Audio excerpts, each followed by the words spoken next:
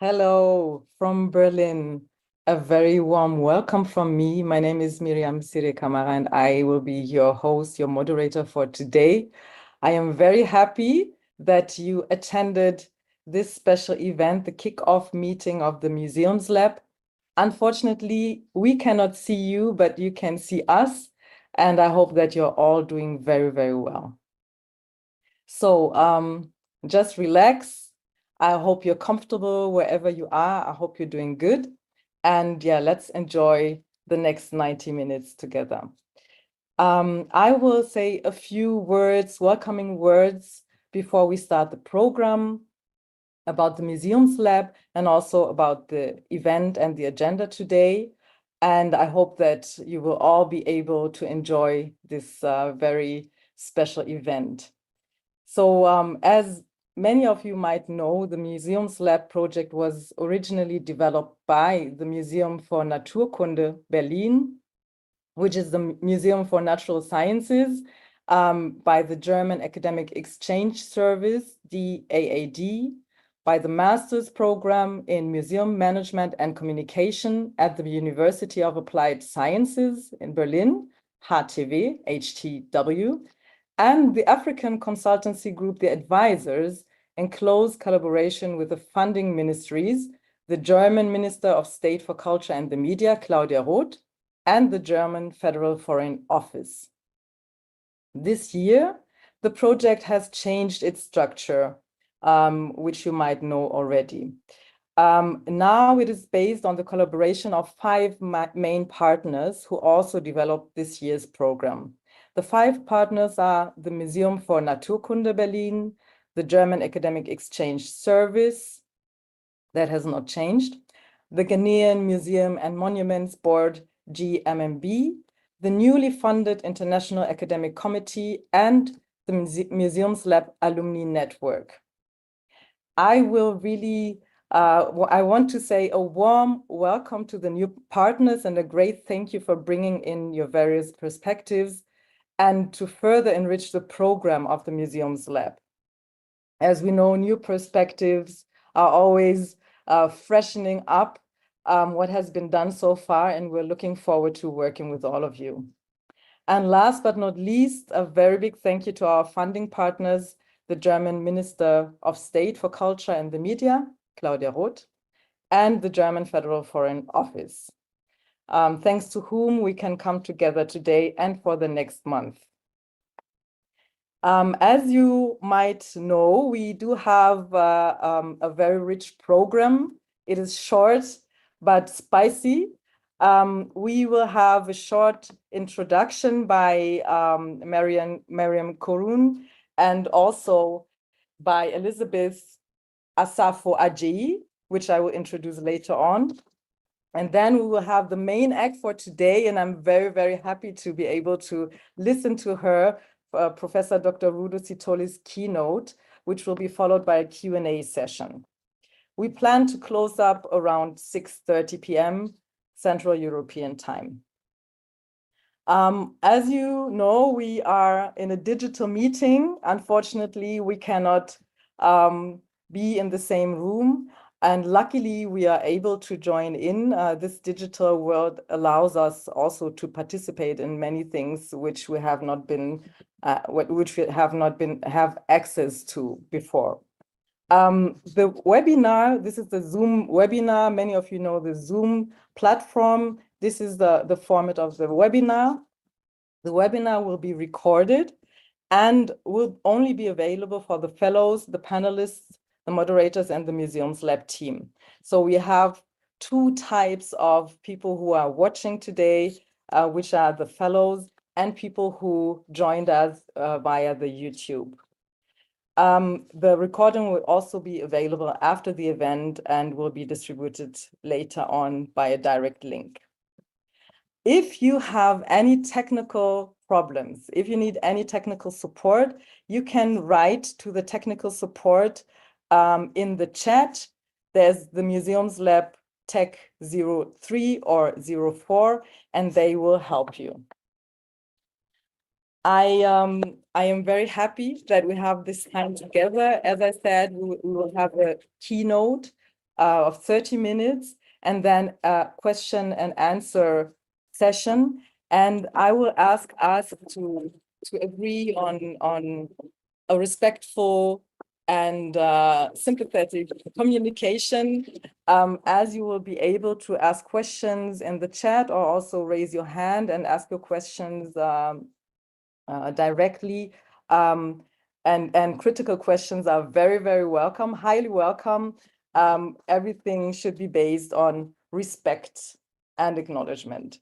So this is what I had to say in the beginning. And I invite you now to lay back to watch the clip which will follow, which will be 15 minutes long, because there are many people who want to greet us in the meeting. So we will have this greeting clip now for 15 minutes. And yeah, I can just say spotlight on, just enjoy the film.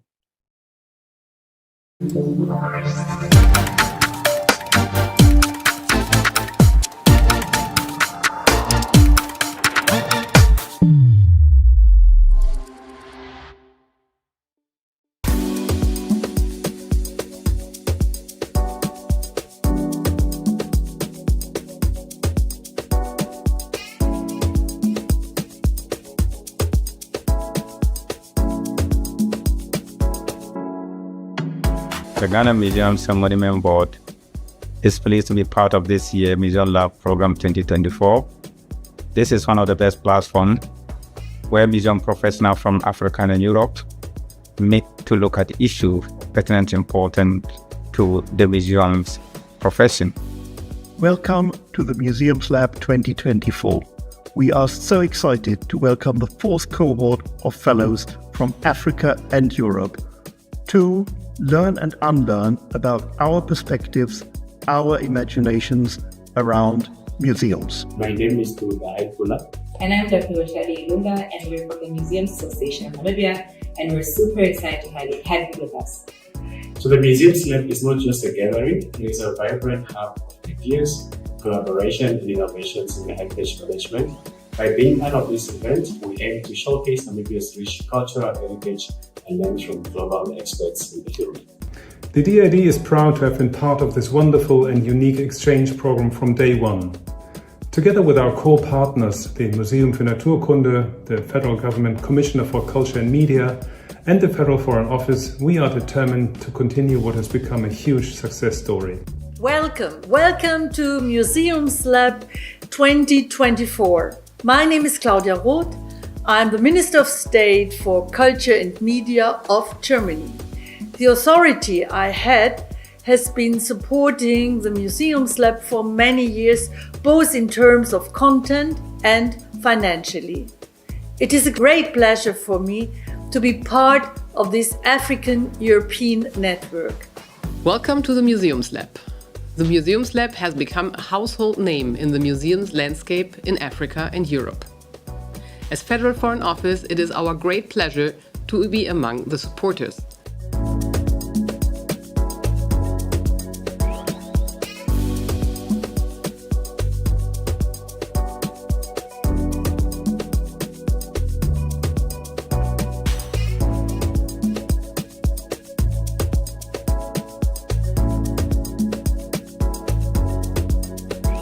We are looking forward to meeting all the African fellows and the European fellows in Accra, where we can actually discuss issues such as restitution, decolonization of the museum concept, and to find ways and means of making the museum a better place for all of us. We as the Museum für Naturkunde are so proud to work together with the DAAD and the Ghana Museum and Monuments Board to have this program presented with you, for you.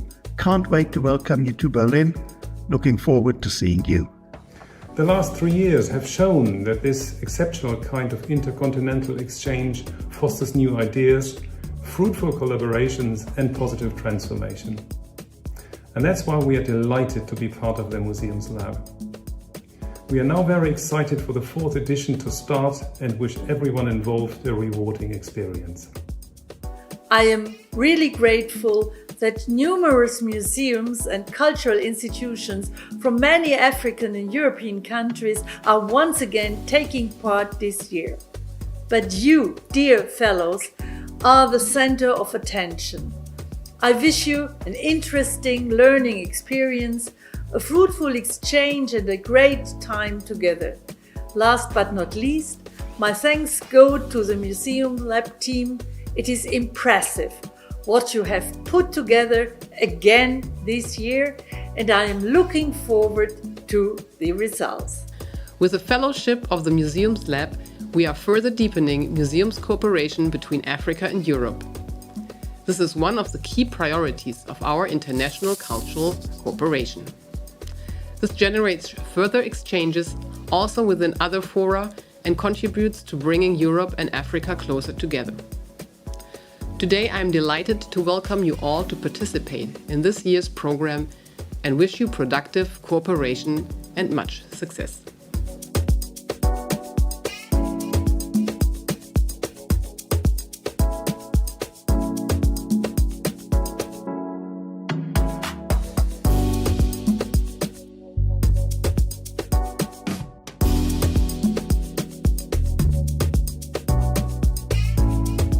The Museums Lab offers a unique opportunity for the fellows, but it's also a great chance for the institutions being part of the MLab Partner Museums Network.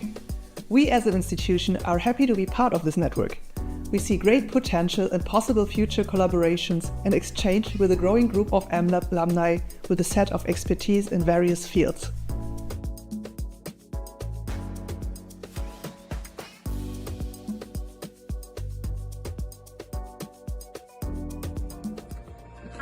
Welcome to the Africa Museum. We are eager to meet you in person in September. Hi! So as your hosts, and both of us being Museum Lab alumni, we look forward to creating a space that's welcoming to you. We look forward to hosting you and also having discussions, having growth sessions, and fostering meaningful connection. Together, we think, and we believe that we can explore the best practices, we can exchange perspectives and explore each other's perspectives and try to understand them. And we want to inspire new approaches to museum development. So we hope to be able to share with you what we know and we're comfortable with, and also learn from our fellows as much as possible, and really have a collaborative, engaging museum lab.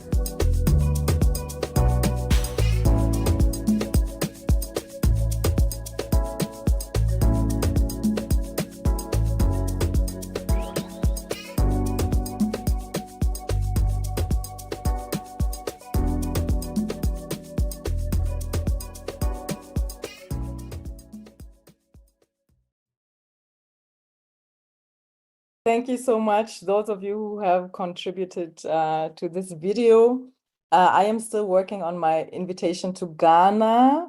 You can vote for me if you want Miriam to go to Ghana in August. Just raise your hand because this really looks exciting. So I am very happy that I can now introduce Miriam Korun. She's the head of the Museums Lab and from the Museum für Naturkunde in Berlin, and also Elizabeth Asafo Ajayi from the Ghana Museum and Monument Board, GMMB, and they will share a short introduction to the program and fellows. The floor is yours. Thank you, Miriam. Also, a warm welcome from me. As Miriam said, my name is Miriam Korun. I'm head of the Museums Lab, and I'm honored to welcome you today to the start of the Museums Lab 2024, which also marks the start of the 4th edition of the Museums Lab. And as Miriam mentioned, Elizabeth and myself will be giving you a short introduction to the program now. Elizabeth, would you like to share a few words? Thank you very much, Miriam. I'm happy that Ghana Museum could be part of this year's MLab, and we hope that we could actually host all the fellows when they come around and have a fruitful discussion when they come around. Great, thank you. So I'm going to quickly share my presentation with you. There. So as most of you, I think, know by now, the Museums Lab is a collaborative project designed to offer African and European museum professionals a platform for continuous joint learning, unlearning, networking, career development, and perspective exchange on the future of museums in both Africa and Europe. Its primary objective is to facilitate connections that bridge individuals, institutions, and nations across two continents, fostering engaged discussions on how museums can confront their colonial past, meet their present societal and global challenges, and work together to actively shape a more equitable future. Miriam mentioned it in the very beginning, but I would like to emphasize again that the program was originally founded in 2021 by Museum für Naturkunde, Leibniz Institute for Evolution and Biodiversity Sciences, the German Academic Exchange Service, the African consultancy group The Advisors, and the University of Applied Sciences Berlin, in close collaboration with the German Minister of State for Culture and the Media and the German Federal Foreign Office. After collaborating with, for instance, the University of the Western Cape and the District 6 Museum in 2022, and the National Museums of Kenya and the University of Nairobi in 2023, we are grateful that this year's program is an outcome of a collaboration of the following 5 main partners. Some were mentioned already. One, of course, is the Ghana Museums and Monuments Board, the Museum für Naturkunde Berlin, the German Academic Exchange Service, an international academic committee, and lastly, which is very important and special to us, the MuseumsLab Alumni Network. As I mentioned earlier, this is the 4th edition of the program, and we are glad that since the start of the program, 146, actually had to count again before today's session, individuals working in or with museums in both Africa and Europe have participated in the program and form a strong and lasting network today. Over to you, Elizabeth.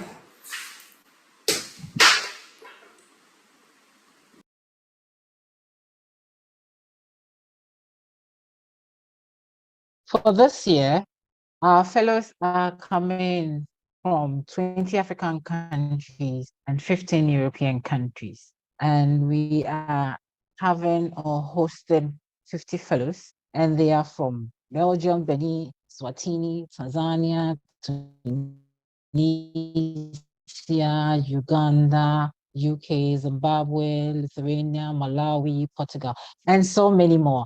So there will be much more discussions and exchange of ideas. Beyond that, we can also look at the program that we are going to have for the year.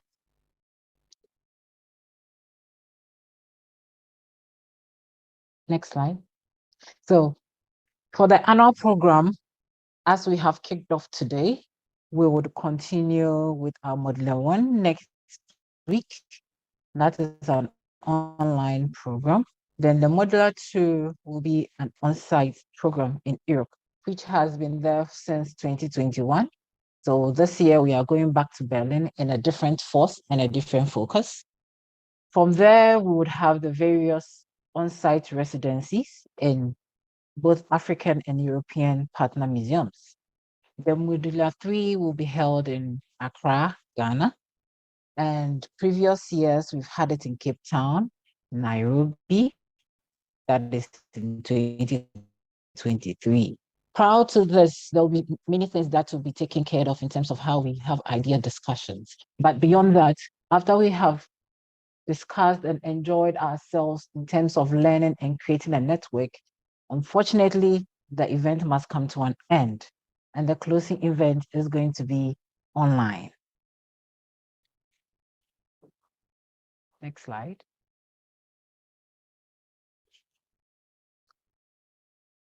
The curatorial team that actually put up this interesting program that we are going to have are of different categories. So we have the team from the Ghana Museums and Monuments Board. We have the team from the Museum Fair Naturkunde in Berlin. We have the International Academic Committee, and we have the team from the MuseumsLab and Alumni Network. As the program goes on, I know we will meet everyone within this team and you can have extra interactions with them. Next slide.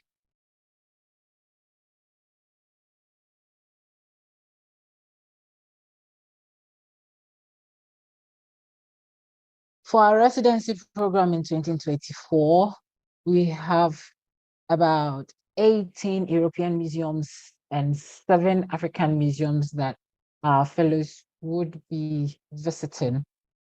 And they would participate in various subjects and topics and programs. And it will be interesting to know what comes out of all these from various sides of the world. And it will be great to know that we have quite a number of them that are, it will be great to know that we have, it will be great to know that we have quite a number of residency museums that people can actually be and learn much and also give much of their ideas to. Beyond this, we would also like to say thank you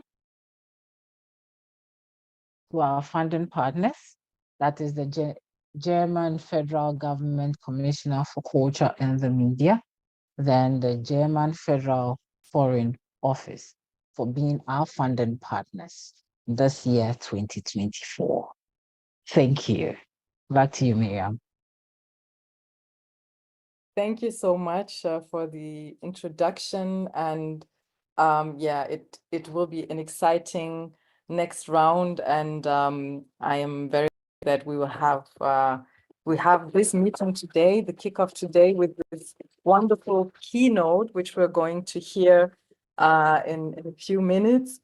I just came back from Dakar, where I could witness the no biennial. So the biennial has been postponed because of due to political reasons and budget reasons, and still the Senegalese the artist scene held on with a program, and so there were a lot of exhibitions, performances, lectures in Senegal, which was really interesting, and many of them were also on the themes of decolonization and repatriation.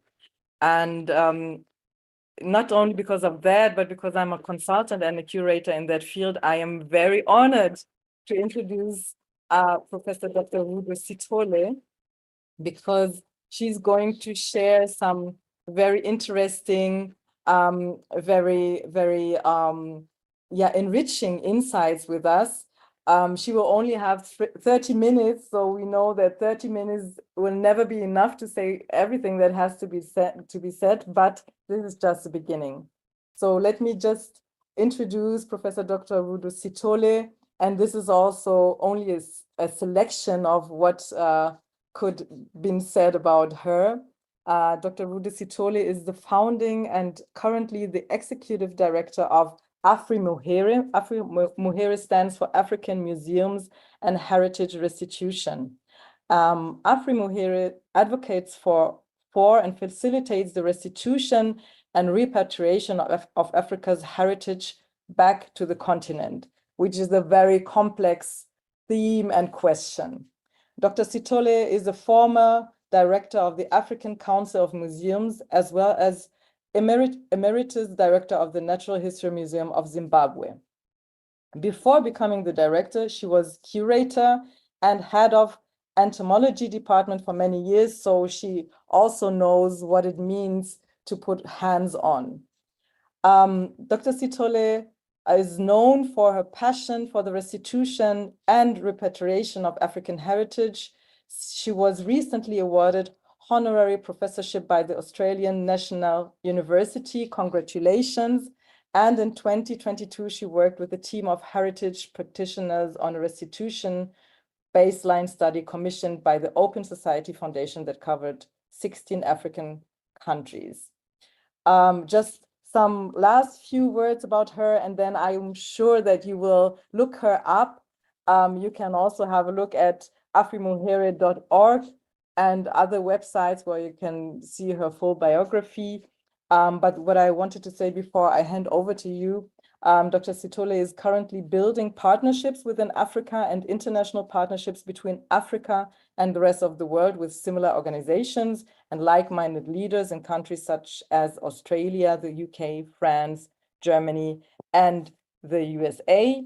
And during the last 3 years, Dr. Sithole has been a member of a small group of African heritage experts that drafted the Common African Position, CAP, on restitution, and that was finally adopted as an official African position at an African Union Executive Council meeting last year. So we're making steps forward. I don't know if these steps are small or big. We will hear from you. So I'm very honored. I'm very thankful that I can hand over the floor to you. Professor Dr. Wudo Sithole, the floor is yours. Thank you for being here. Thank you very much, Miriam, for those kind words. I'm really honored to be here today, to be part of such a wonderful program, the Museum Lab. It's really a unique program, which is really, I believe it's impacting the world. It's impacting the museum's world. It's impacting the heritage world. Let me just start by acknowledging the partners, the main partners of the program, as well as the funders of the program. This is no small work, and they need to be properly acknowledged. So all protocol observed. I'm going to talk really about reimagining museums of the future, and on some of the difficult conversations we need to have as Museum Lab. We need to engage in candid conversations to move these very demanding and difficult topics forward.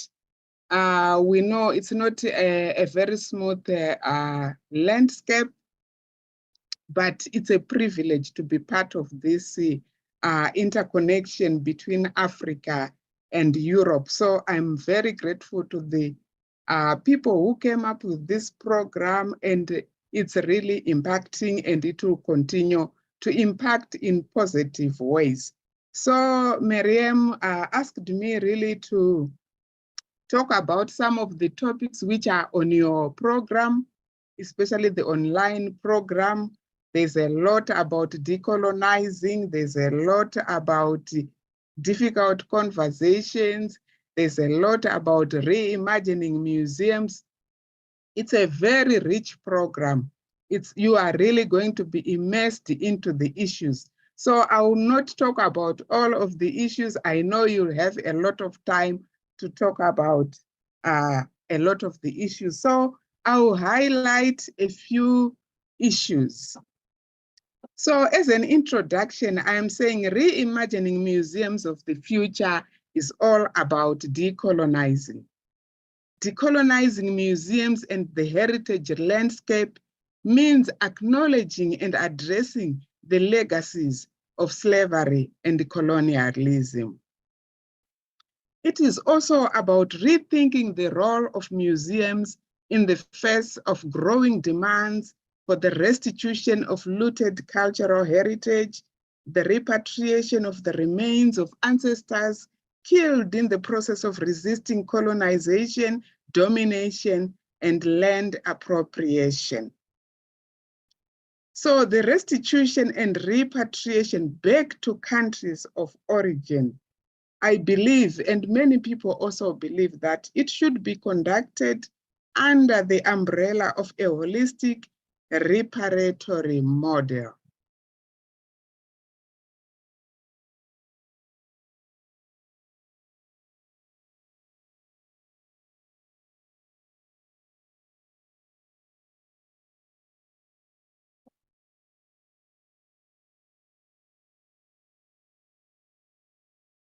My apologies, my slides are overlapping a bit.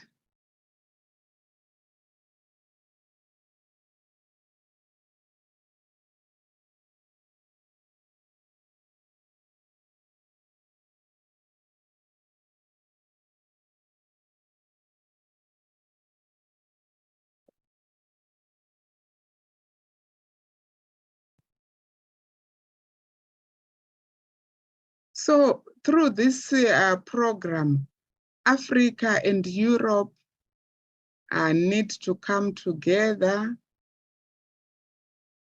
to reflect on the historical injustices and the cultural and financial destruction that were inflicted upon African communities. Together, we can bring reconciliation and healing to the victims and also restore African cultural dignity and identity, which I think are very important and have been bashed for a very long time. So I'm glad that this program is also going to look at that. And at the same time, we can also challenge and dismantle colonial narratives, power structures, and institutions that perpetuate cultural erasure.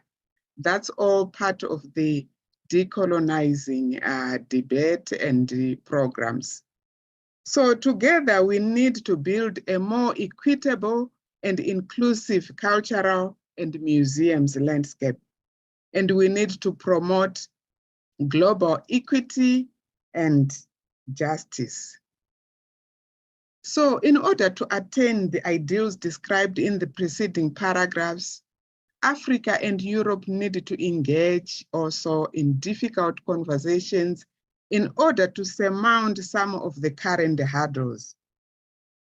As long as these difficult conversations continue to be scattered around, the reimagined, decolonized museums landscape will remain a pipe dream.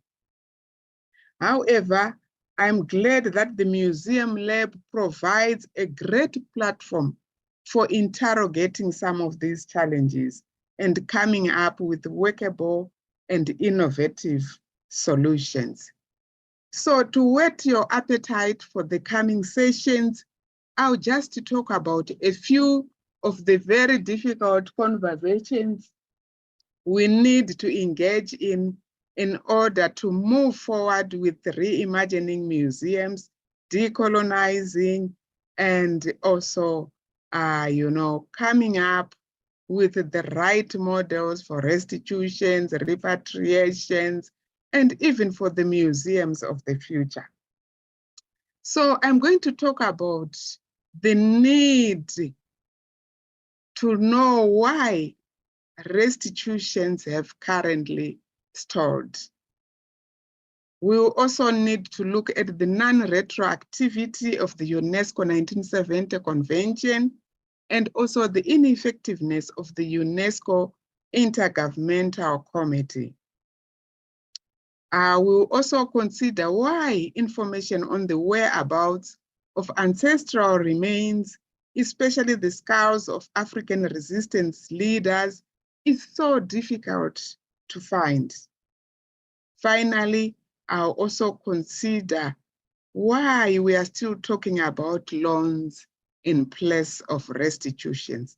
So these are a few appetizers to your discussions which are forthcoming in the near future. So since colonial times, Africa has been requesting the return of its heritage, the heritage which was looted during colonial and even slavery time. We know that Africa was decimated in terms of heritage. It is estimated in some cases that 90% of Africa's heritage is currently in holding countries in Europe and all over globally. And it's not difficult actually to see if you just travel and see museums in Africa, and then you see museums in Europe, in the USA. The disparities are astounding. the differences are huge. You are embarrassed sometimes when a whole African museums and monuments institution says they have so many objects in their collections. Then you hear one European museum talking about the number of objects in their collections. It's sometimes embarrassing, and also it's shocking. It's also difficult to believe. So Africa's heritage is in the West. And prior to President Macron's declaration, calls were being made for the return of this heritage, but it seems they were falling on deaf ears. But after the Macron declaration in 2017, the landscape quickly changed and restitutions began to happen, especially between 2018 and 2022. We had restitutions to Benin, the Kingdom of Benin. 26 Benin bronzes were returned to Benin. Other Benin bronzes were returned to Nigeria. Ethiopia also had some restitutions. Madagascar had a crown of a queen returned. Senegal, a sword was returned. DRC, the famous golden tooth of Lumumba was returned and buried there in a very emotional burial service. And then Namibia, we've had some repatriations of the remains of the Nama people, and also some objects have been restituted to Namibia. So as Africans, we got very excited and said the restitutions have now started in earnest. But come 2023, oh, bang, the restitutions literally disappeared. They have currently stalled.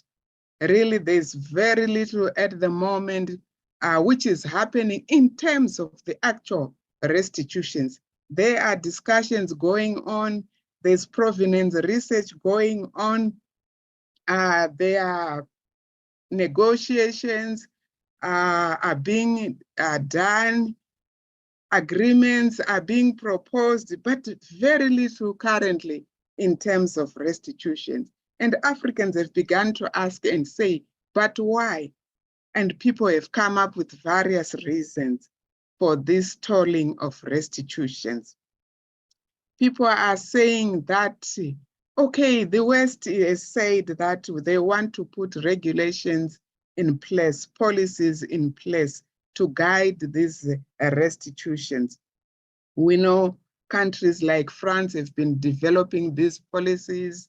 The UK, Germany is also looking at these guidelines for restitutions. But from an African eye, this is seen as a countermeasure to actually delay the restitutions. But the verdict is going to be out there in the museum lab. Is this the correct position, or are there genuine reasons why restitutions have kind of almost stopped? Others have said, no, actually, the West was anchored by what happened recently when the Germany restituted Benin bronzes back to Nigeria. We understand that the agreement that the National Museums and Monuments Commission of Nigeria was going to take custody of the restituted objects. But after the restitution, an internal arrangement was done and the restituted objects were transferred to the Oba's Palace, which is actually the original place from which the objects were looted in 1897. But we understand that there has been an uproar. Of course, this has come out in a number of papers, actually European-based papers, African-based papers, which write about art news, about restitution. It has come out that why did Nigeria renege on the agreement? And they ended up sending the objects to the Oba. But Africa is also asking, why should the West be concerned about what happens to the objects when they come back? Should this be their concern, or they should be more concerned about restituting the objects? Of course, Africa should be in discussion prior to bringing the things, and even when they come. Where are they going to be kept? Are they going to be kept in the Eurocentric museums which we have all over Africa? Are they going to go back to the communities? Or if the communities say they have been desecrated, are they allowed to destroy them? So all these are questions being asked by Africans as to what exactly should be happening. But they are flabbergasted when the West says you shouldn't have done that when the material belongs to Africa. So many Africans think that the West should not prescribe where the objects should be kept once they come back. They should leave that to the Africans to decide. The third reason which has been proposed for this lack of restitutions is that there is kind of an unwillingness and resistance by the West to pay reparations for looted African heritage. Because some countries have started to ask for reparations. They have said these things have stayed for too long away from home.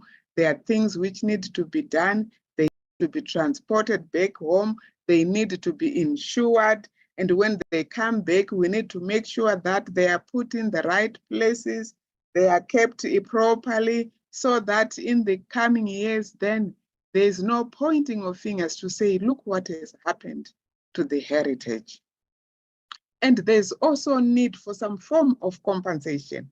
And we know that a proper reparative model includes the restitution or repatriation itself, but together with some form of compensation, with some forms of rehabilitation, with measures of satisfaction, and even importantly, guarantees of non-repetition in the future. Because I don't think the world wants to go back where we started, where we are coming from.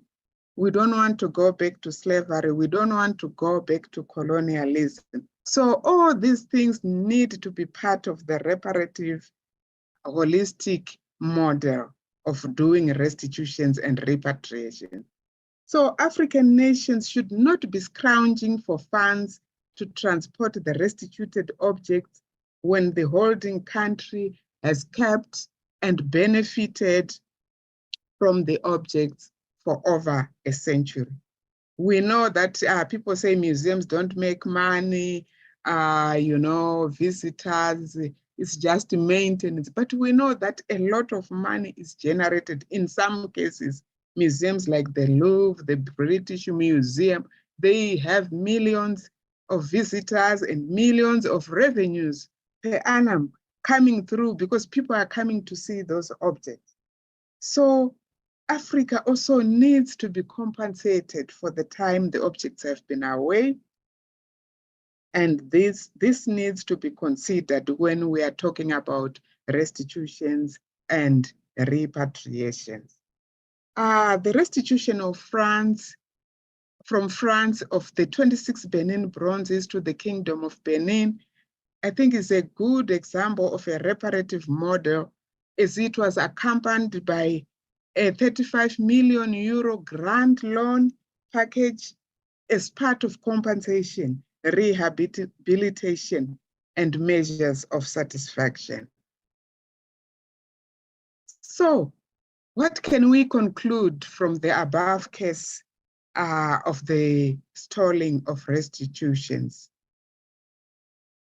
From the reasons, really, if they are correct, I know the Museums Lab will interrogate this further and come up with more reasons, and I'll be very happy to know their outcomes and their conclusions. But from the above reasons, there's ample demonstration that the Africa-Europe restitution landscape is still in great and urgent need of decolonization if restitution and repatriations are to be accelerated and if our museums are to be decolonized, reimagined. So this decolonization is long overdue, as recently indicated by the Indian ambassador to UNESCO during the deliberations on the restitution of the Kabwe skull back to Zambia from the UK at the UNESCO Intergovernmental Committee meeting, which was held last week. You know, they were discussing this issue of the also so-called Broken Hill Man, which has been in the UK now for over a century. It was taken from Zambia, and Zambia has been saying, we want to have our heritage back. But the UK has not given it back. They have not restituted it back. So in reference to that, the Indian ambassador said, and I quote, repatriating the skull aligns with modern ethical standards and the growing global movement towards decolonizing museums and returning artifacts to their rightful owners. Artifacts should be returned to their rightful owners. It's high time these artifacts are returned as and when requested by their countries of origin. So he's emphasizing that, you know, there is no need for these unnecessary delays, for this dilly-dallying and whatnot. The time is ripe for us to do restitution, for us to decolonize, for us to reimagine museums. So let's do the right things. Let us right the wrongs of the past, the injustices of the past, as we are now an enlightened society. My second example of difficult conversations we need to undertake is on the non-retroactivity of the 1970 UNESCO Convention. This convention is wonderful when you read through it, and especially in terms of preventing illicit trafficking in cultural objects currently. It's very good. Every country should domesticate it and implement it to safeguard its heritage, which is within its borders. But unfortunately, when this convention was crafted in 1970, there were disagreements in terms of it being retroactive. So it doesn't apply for cases which happened before it came into force in 1970. So this is the non-retroactivity clause. I understand that a battle of epic proportions was fought before the convention came into effect. Countries holding heritage from other countries opposed retroactivity in order, obviously, to keep looted heritage. And the formerly colonized countries, on the other hand, favored retroactivity. I understand actually China drafted a special proposal specifically to deal with that issue of non-retroactivity, but the proposal was actually in favor of retroactivity, but it was rejected. So that's how the battle for retroactivity was won by the West, and that is how, for the formerly colonized states, the convention also died before its birth.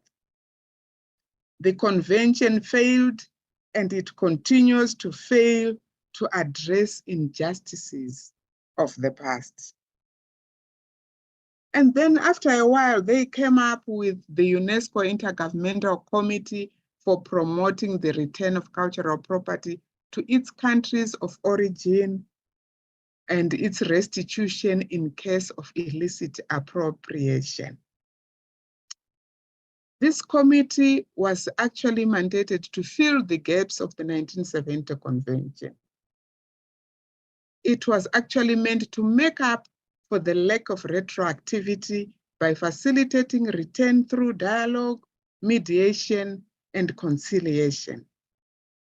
But unfortunately, the committee is limited in that it does not produce a binding dispute settlement mechanism. It is guided by ethical and moral rather than legal consideration, when actually the 1970 convention would have contained the legalities that are needed to deal with such kind of issues. So currently we have African cases such as the Ife head from Nigeria, which was stolen in 1987 in the National Museum in Jos, Nigeria. The theft was reported to the local police, to Interpol, to UNESCO, to ICOM, and all over the world. And as a result, the object became part of what are known as the ICOM Red List of Stolen Objects. These lists are widely circulated by ICOM to conscientize people on stolen objects and that they should not be bought, but when found, they should be returned to their countries of origin. 30 years later, somebody brought up the object to an auction in London. And then when the auctioneers realized that it was a red list object, they informed the London Metropolitan Police, which rightfully seized the object and awaited determination. Then a major Belgian dealer came forward and said he bought the Ife head at an auction in Belgium for 240 euros. And so Nigeria has been saying, can Belgium or the UK release the object back to us?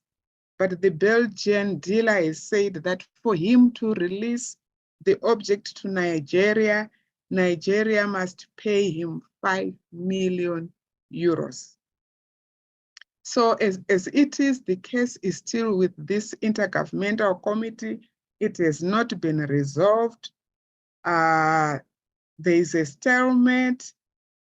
So is this helping us? Is the 1970 convention helping us?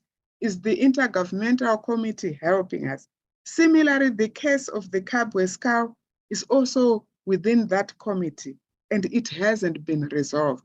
So we need to ask ourselves, is it worthy applying this? Is it worthy deliberating on this? Is it worthy taking cases there? Or we should find other means of dealing with this?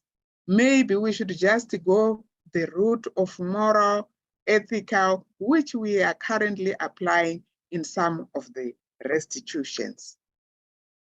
And then we also have the information on the whereabouts of the remains, especially the skulls of African resistance leaders, which are so difficult to find. I will talk about the case of Tanzania of Mangi Meli, taken to Germany. His grandson, Isalia Meli, has been looking for those remains for the past 60 years. Until now, he's too old to continue. He has been helped by other civil society organizations, which are based in Germany, other Tanzanians who are based in Germany, but to no avail. And currently, his great-grandson has taken over the search. It's a painful case. When you talk to Anael, I was talking to Anael in November about this case. It's very painful for the family. They don't know what to do to find the remains of their grandfather. The same issue is happening in Zimbabwe with the resistance heroine, Mbuyanehanda.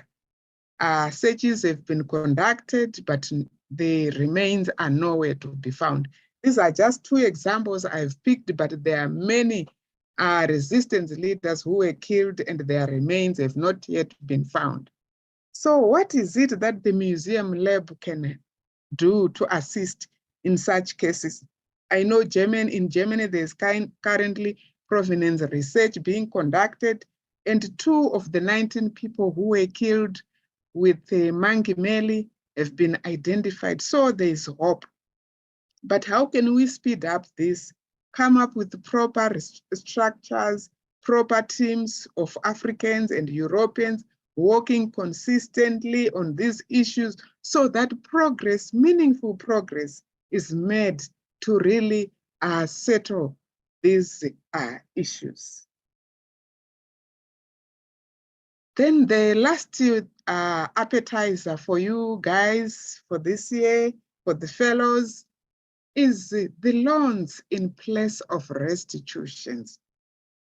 This boggles the mind to say in this day and age, after we've been talking about decolonizing, about restitutions, about reimagining, you know, there've been so many workshops, so many webinars, so many conferences, and there's the Museum Lab dedicated to that.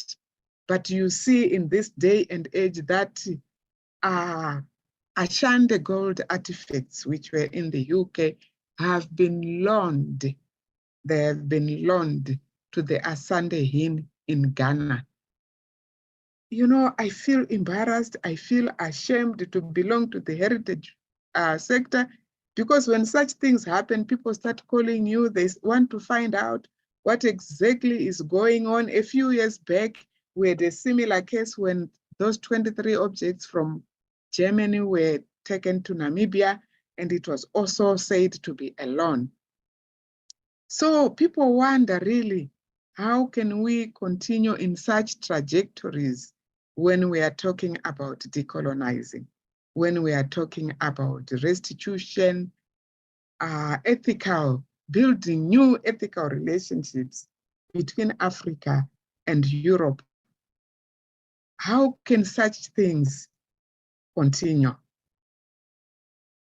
We are told that there are laws which do not allow this deaccessioning of looted materials. How is it possible that these laws cannot be repealed?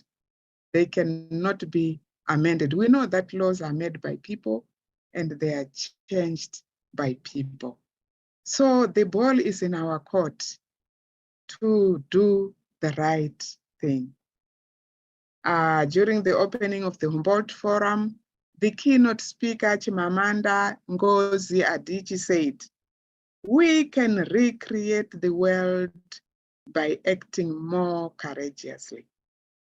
Acts of courage create hope." I believe in those words, and I think we can do it if we are courageous enough. Like Martin Luther King Jr., I have a dream. And for its realization, I'm inviting past, present, and future fellows of the Museum Lab, as well as the entire museums, arts, culture, and heritage sectors to summon a lot of courage to decolonize the landscape and accelerate the mutually designed and executed reimagined museums. In conclusion, ladies and gentlemen, let me say this. This is a watershed moment for the museums and the heritage sector to interrogate together, especially through this Museum Lab, our colonial legacies and usher in a new era of North-South reconciliation and collaboration through museum diplomacy. It's time to stop discussing the why of restitution and to cross over to the how of restitution. For I am convinced that where there is a will, there is a way.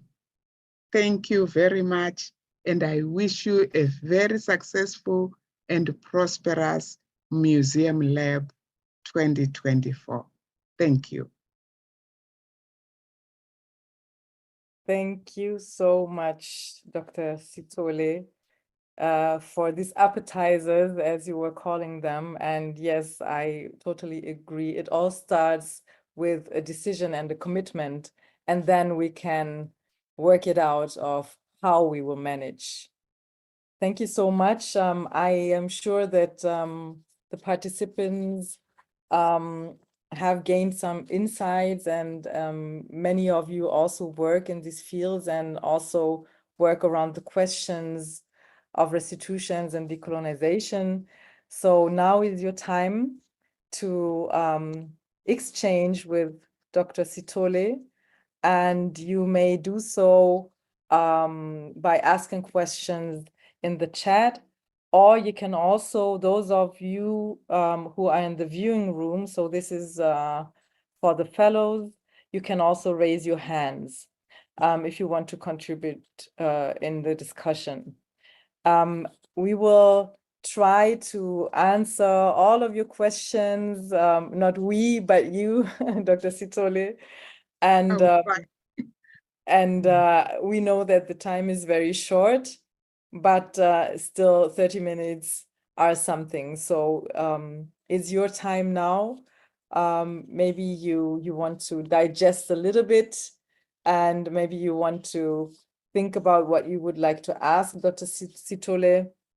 And as I said in the beginning, I would like to ask you, and I'm sure that you all agree, to be and remain respectful also within your questions, and to really create a space of exchange where we can really have a mutual respectful conversation.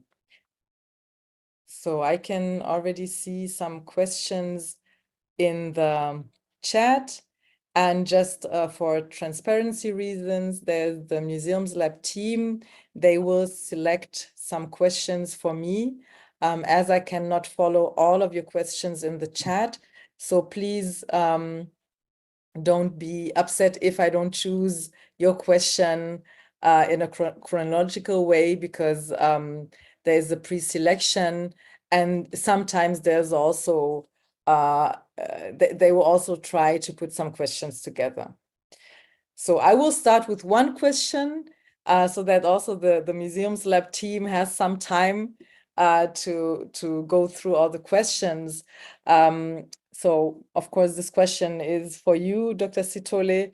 How would you suggest German museums to react to tensions between state governments and actual source community, like Tanzania, in terms of returns, in order to work in a way that does not create local tension and distress? Thank you, Miriam. Yeah, it's a complex situation. And you know, there's also the issue of the learning curve. So as there is interaction between Germany and, for example, Tanzania, the government of Tanzania is learning, the communities in Tanzania are learning, the government of Germany is learning. Okay, they have a bit of experience from Namibia, but if you ask the Namibians, they will not agree that Germany learned. But everybody is in a learning curve because these things have not been done before. The Germany has got its own structures also within Germany, the museums, the ministries, there are many structures. So I think the best thing is to come up with a committee where the various groups are represented. And then the various groups can go and have their own meetings. They can go and feedback whatever has been discussed or agreed on in the bigger meetings. And then, you know, there has to be going forward, going backwards until an agreement is reached. Because sometimes other groups will feel that they've been left out, especially maybe the descendants of the resistance leaders. They may feel that how can the government represent them? But in a lot of cases, I've heard that also countries, they say these are bilateral relationships. They are government to government. Yes, we agree they are bilateral, but let's involve the communities. Let's involve the museums.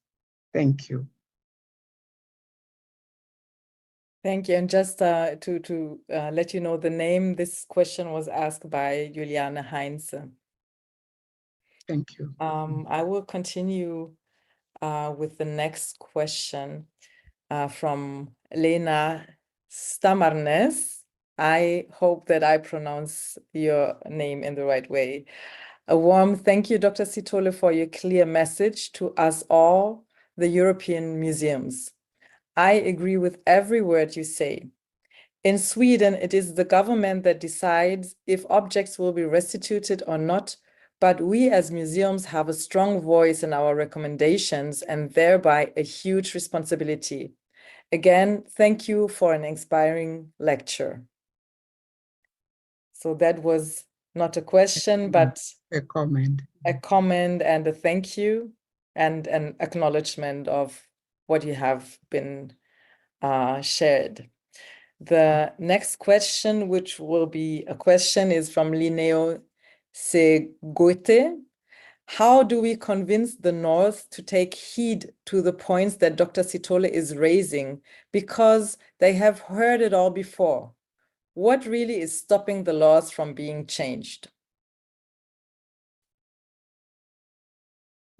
Thank you, Miriam. I don't think I'm the right person to answer that. Like the writer, I'm also worried and concerned about what exactly is it going to take for some of those countries. It's not all the countries, but it's some of the countries which have laws which say that objects cannot be deaccessioned. You know, I worked in museums for over 25 years.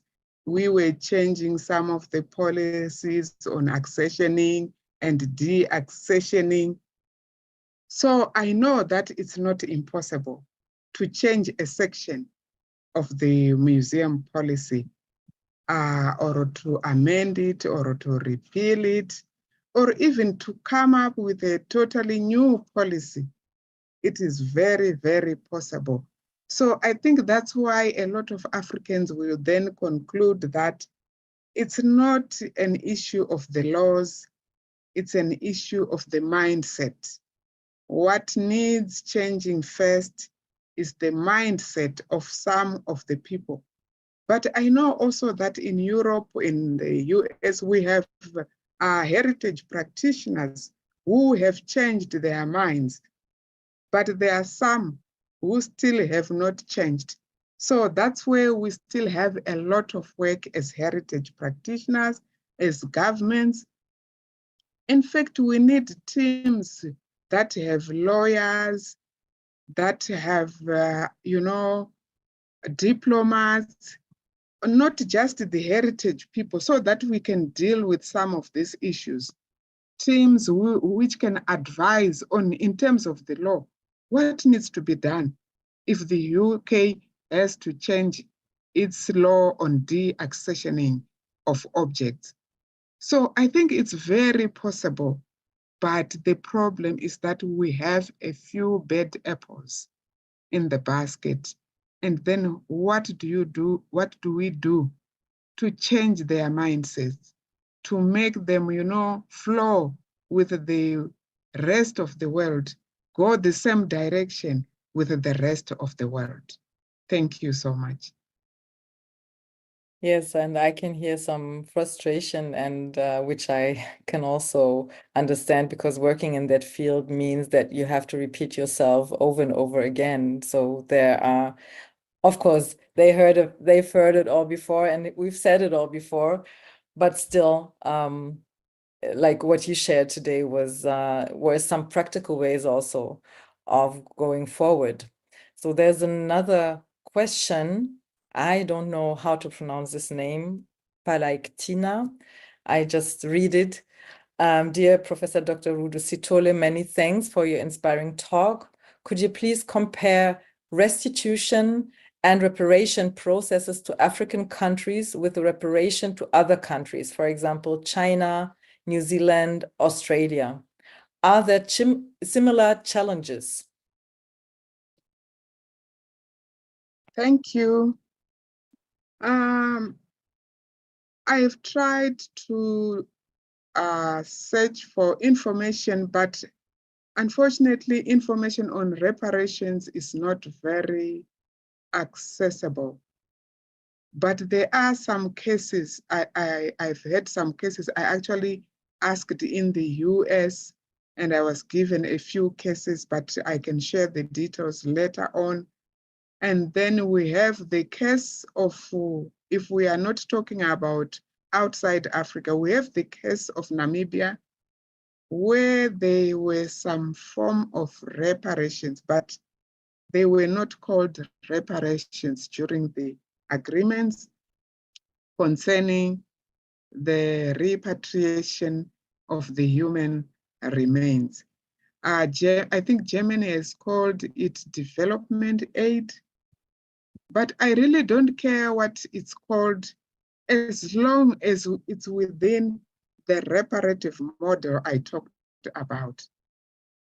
The reparative model, using that one, you cannot just say, here are your objects, they are in this museum, they are ready for collection, you can come and collect your objects. We cannot do it that way. We have to use the restitution, the reparation, to build new ethical relationships, and to do these things in a humane way, making sure that we build lasting relationships. We continue to work together even after the objects have been restituted, after the human remains have been returned and they have been buried. So I would say precedents are there if people were genuine, and we can adopt some of those, but we can also, come up with our own different models, and then we can use those to move forward. Thank you. And just a reminder, you can also raise your hand if you want to. Then you can speak directly to Dr. Sithole. A next question, and there are also some greetings from Rwanda, Portugal, Nairobi, Kenya, from Kampala, Namibia, and they thank you very much and they greet you. So these are some comments that have been sent, just to let you know a little bit what is the atmosphere here. Another question from Ahabiona Aliguma. Interesting presentation. Thanks, Dr. Sithole. Restitution will indeed provide the much needed access to heritage. From my ancient kingdom, Bunyoro Kitara, the authentic crown and the symbolic 9-legged stool is lying comfortably in the Pitt Rivers Museum in UK since 1894. The loaning issues are embarrassing to all who understand heritage. Heritage is identity. However, I think internal discussions in Africa should also be enhanced in some instances. Museums are not prioritized by our governments and leaders. My question is, how prepared are Africa's societies ready to safeguard these heritages in the contemporary times, at least when some leaders think about culture and the peripheral of development? Should we also discuss internal organizations as we push for reparation? I haven't heard these discussions, at least in my country. Aliguma from Uganda. Thank you, Aliguma, for really, those are critical issues which we need to be thinking about going forward. Yes, as you rightly point out, the issue of learning is very painful, it's difficult. So I don't know if Uganda has initiated anything about the object you say is in the Pitt Rivers Museum. I know one of the curators of the Pitt Rivers Museum is very, very much pro-restitution. But of course, his hands are tied if his government is not agreeable. But I think discussions can be initiated to get that particular object of special significance to you. But of course, the starting point is sending a demand. Has Uganda crafted the request, or is it in the process of crafting a request and sending it through its diplomatic channels to the UK to request for that particular objects? Like what the case of Zambia I talked about, they've done that. The case of Nigeria concerning the Benin bronzes, which have been restituted. So it's a whole process which should be initiated either by the community approaching the government, and then the government through its embassy can then facilitate the process of requesting, at least to do the initial request. Then the rest will follow from that. So I think that's the first part of your question. The second part about, discussing in Africa, this is what really we are trying to do. This is what the African Union is trying to do when it started crafting the common African position on restitution. People were being invited from all African countries to attend the meetings to talk about the restitution of our heritage and especially what we need to do to prepare for that heritage. So we need, I alluded to this in my presentation, that as Africans, we also need to caucus, we need to have discussions within museums, within countries, within regions, and continentally. This is what institutions like AfriMuhere are for, to bring the continent together to discuss these issues. What is it we can do as a continent? What pressure can we put in terms of, making sure that our heritage is restituted? When we did that continental survey, we found that a number of countries have actually established what they call their restitution committees. And Ghana is one of the strongest committees chaired by Professor Gavua. It includes like all sectors of people that may be needed, including the Justice Department, the museums, and so on and so forth. So I think in Uganda, I'm not sure who are the main actors at the moment, but I can give you some names of people. If you contact me afterwards, you can start the discussion with those who are in the museums and those who are in the heritage sector. Thank you so much. Thank you. The next question is from Malik Sako Mahmoud. Prof, there's a saying in Ghana that there are many ways of killing a cat. We can start with a loan which will eventually become a permanent loan. Prof, I hope there are loan defaulters and may not be an exception to objects. I believed in your last statement that African museums, heritage professionals, and academia should be courageous in our approaches. Thank you. Thank you very much, Prof.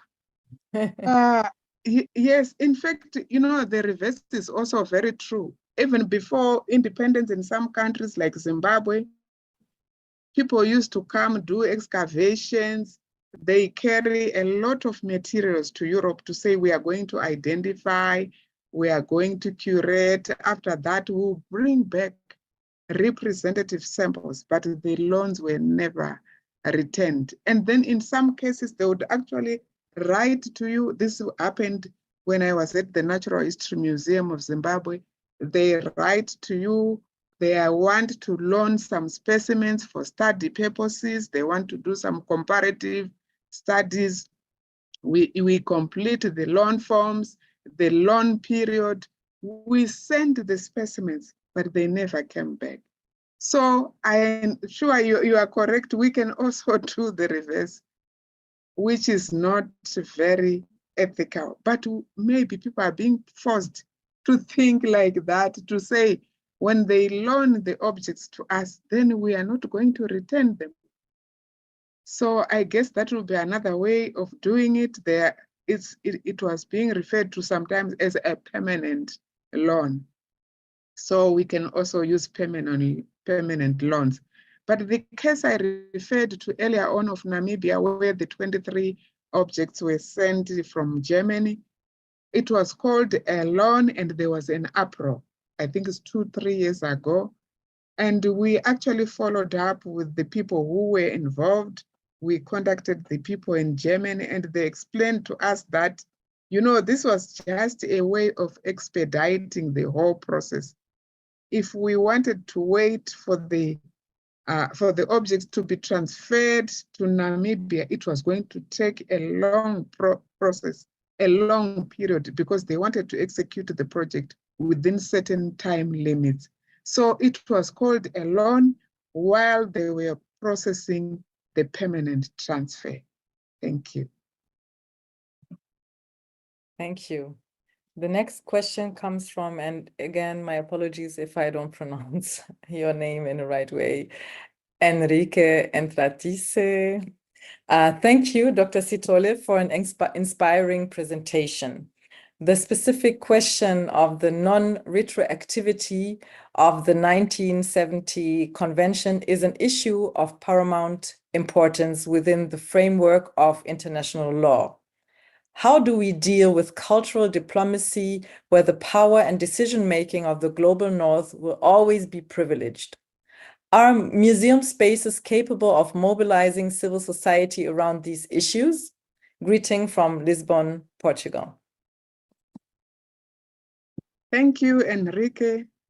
That's a very critical question. And like I highlighted in the presentation, a lot of time and resources are spent trying now to take issues to the Intergovernmental Committee, because the 1970 convention does not help for anything that was taken or looted prior to 1970.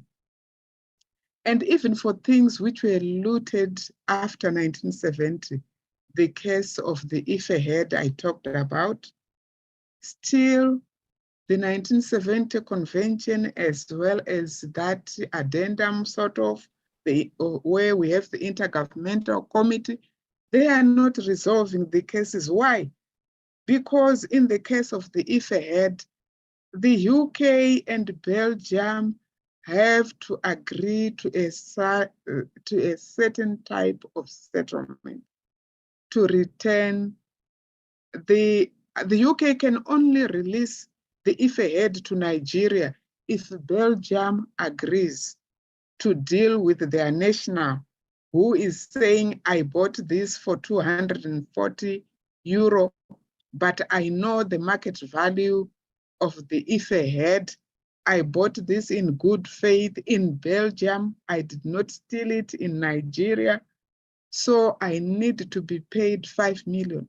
Does that sound reasonable to any reasonable, normal human being? This is an object that was on the list of looted items. So I think Enrique is very right. We need to put more forces together. We need civil society. We need the governments themselves. We need Africa to unite and come together and bear pressure on such cases, including the Kabwe skull, because everything is getting stuck in the West. And this is the main reason restitutions and repatriations have stalled. It's like the West is now saying President Macron made a huge mistake, but we have to find ways to stop this movement. But I think it's no longer possible to stop this.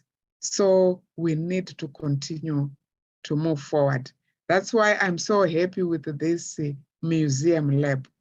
I think it's a platform, a Europe-Africa platform, where these issues can also be interrogated and where the alumni can help us to come up with the organizations, with the people within countries who can work together first, you know, on an individual basis with a colleague who is in Europe. How can we go around this problem? How can we resolve it? I'm thinking this is the way to go for the world if we are really not to get stuck in this issue and move forward. Thank you. I think the next question addresses that subject too, which comes from Mercy Gloria. Thank you, Professor Rudo Sitole, for the appetizers. And why our support restitution? What does this mean for European museums? One could argue that these objects have been part of their collections for so long that they now hold cultural value for them as well. Is this a perspective you've encountered in discussions about restitution? Thank you, Gloria. Yes, definitely. You know, if something has been a part of you for over 100 years, it's also now part of your heritage. I agree. And it's not easy to just say, come and take it. But as Chimamanda said, you know, I re-listened to Chimamanda's talk during the opening of the Humboldt Forum. She said, we don't want to empty European museums. And when I was in Germany in November, I visited many places in Berlin, in Leipzig, and I was actually saying the same thing, that, you know, Africans don't want to empty European museums. You know, if I just think of some of the collections I saw recently in Germany, which just come from Tanzania, where would Tanzania, if they were to be given all those objects, where would they put them? But here, we are just talking of a few iconic objects, mostly. And then, of course, the human remains, it's a different story. So we don't want to empty the museums. They will still remain with a lot of objects. And I saw there are so many, you know, duplicates of one type of objects. And I was wondering, you know, I saw one collection of just walking sticks from Tanzania. I was amazed by the diversity and the amount. And the people in Tanzania, they don't even know that there are so many. So if they were to go there, they would only select maybe a few, which can be returned, which they can house in their museum, which is very poor in terms of objects. So I think the fear is genuine, but I think it's not something which is going to happen. We are not going to flood European museums and empty them. Definitely no, from my perspective. And I know that a lot of Africans hold the same view. Thank you. There is one comment again from Malik Sako Mahmoud. Prof, the politicians in Africa have taken away the shine of restitution as they are rather clamoring for fame. The professionals and institutions responsible in many cases are left outside the discussion room. Just a comment. And now one question from the YouTube live stream from Christopher Sebuyungo, an alumni. many objects in the Western museums are held in the name of donations. We know that colonial museums in Africa, example, were managed by colonial officials. Some objects went out studying them professionally. For example, Luzira had and became a property of British Museum. How do we reverse the decisions made not by the owners, in this case, source communities? Yeah, an important question as well. Those are going to be difficult cases because if the papers are there. But I think by now we know in a lot of cases that these circumstances surrounding this, like already he has mentioned that it was a colonial representative who was in a certain country and they organized this whole loan or donation to a certain country. But we know now that this was not a donation. There was no concurrence from the source communities, from the source people. So I think these have to be considered on a case by case, and each case we have to look at its merits and demerits until we come to an agreement. There is, I think, one last question, and we also have to come to an end from Mutoni Tangwa. Thank you, Dr. Sitole, and good to see you. I agree with Malik on the loan issues because this is one of the difficult issues in museums. We keep saying museums are ethical institutions, but we all know that they are not. Will repatriation be any different? Hi, Mutoni. I can't see you, but good to be in the same room. That's a good question. Definitely. We know that we say museums are ethical institutions, but the problems we are facing today, these of restitutions, of repatriations, have to do with things which were brought into museums in ways that were not ethical, in ways that were not moral, in ways that were not dignified. So that's why we are emphasizing that we have to look at these things from an ethical, from a moral viewpoint, and we need to agree that we need to deal with these issues and to correct the injustices that were perpetrated. And we should also endeavor not to continue, along those lines, to continue to have museums which cannot be trusted, museums which engage in illicit, illicit ways of getting objects, illicit ways of keeping them, illicit ways. I know these days there's a lot of debate in the West about who is funding what museums, where is the money coming from. So we will always have such issues, Motoni, but we need to guard ourselves and to act in the best interest of society. And as we know now from previous experiences, we also need to act in the best interest of future generations. Thank you. Thank you. That is a good word to stop with. I know that there are many things that have to be discussed, and this is also why this program of the Museums Lab exists. And of course, Afro Muhere, and I think that it's a really beautiful organization to Afri Muhere, to engage with and to have a look at the website. And I think that we don't have to reinvent the things. There are many things that have been said. There are many things that have been analyzed. There are also some practical steps that have been gone. And you can, I think the best way to go forward is to exchange and to go together. if you go together, you can go far. If you want to go fast, go alone, which we don't want to do. So thank you very much, Dr. Rudo Sithole. It was a real pleasure.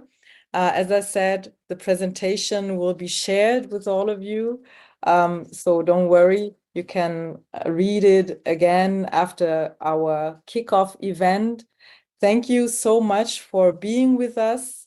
Thank you for asking this wonderful, interesting, also critical questions, which are the heart of such a program. We need to ask critical questions, and we should not be satisfied with simple answers. So I will hand over to Miriam Korun as she will say some closing remarks, and then we will close the kickoff event. And I think that, and I hope that all of you will have a wonderful evening or even day wherever you are. So Miriam, the floor is yours. Thank you, Miriam, and thank you, Rudo, so much for this keynote. This has been really special.